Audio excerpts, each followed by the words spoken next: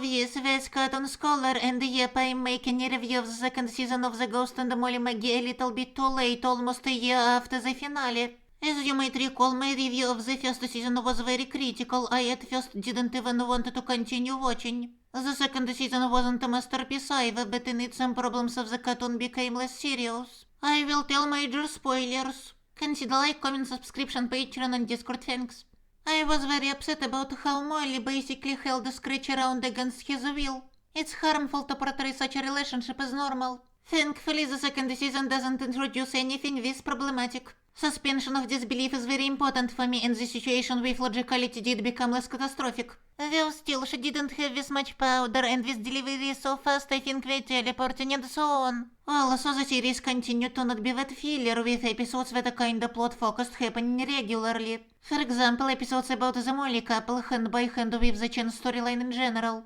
When Molly and Ollie first meet, they have a lot in common, and they're rapidly drifting towards becoming a couple. But when it turns out that Ollie holds baseless prejudice towards a group of beings, ghosts, which includes one of Molly's friends, though Ollie doesn't know that yet. Molly doesn't succeed at convincing him. This season is quite political, and the funny thing here is that at first Ollie seems to share the same values as Molly. Molly still tries to date him, but eventually doesn't work out as it puts Scratch in a lot of danger. Later, Molly makes Ollie overcome his prejudice, making him deeply regret his actions. At some point, Ollie gets his sister, June, to also question these beliefs. Eventually, Molly and Ollie get together again. By the finale, even the Chen parents change their minds. In the second half of the season, more attention is being paid to another threat, Jinx, who is mad at our main characters for killing the previous chairman whom Jinx supports and calls OTC. Since the beginning of the season, Scratch became the new chairman. And this thing has changed a lot. The leadership doesn't seek to spread misery anymore.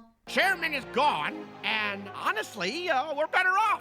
Scratch tried out anarchy, but it didn't work. Scratch was given the chairman's robe, which, as we learn, gives its holder a lot of powers. In the finale, Jinx steals this robe, and I will comment on her further plans later. The robe shall fly free to seek the ghost most worthy.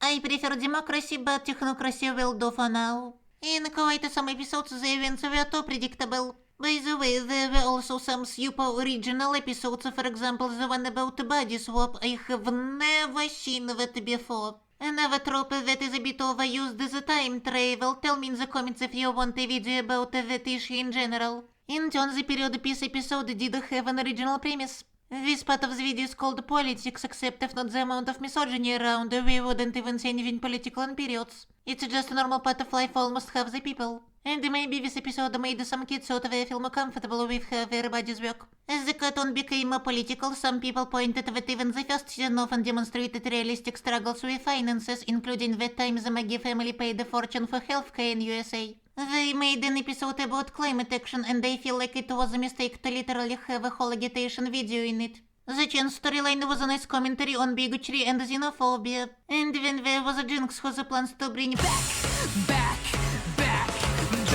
the olden times, make an allusion to a reactionary ultra-conservative. She wants everything to be exactly as it was under the OTC, except she also wants to take over new territories like some neo-fascist. Also, if we describe the writers of the cartoon to be left-wing, then this moment. Now, I see that heights are just a construct imposed by our ground-centric fear-based society. Gotta be seen as some healthy self-irony. The season brings up Scratch's life before he became a ghost, about which he doesn't remember anything. For what I know, a lot of fans are really impressed with all of this storyline. And I generally understand why. So this was all I wanted to say about the direction taken by the second season. The Ghost and Molly McGee in general didn't manage to make a very good impression on me. You can tell me what do you think in the comments. You can also consider the option of like, subscription or following links in the description to my Discord server or my Patreon. Thanks in advance. Goodbye everyone.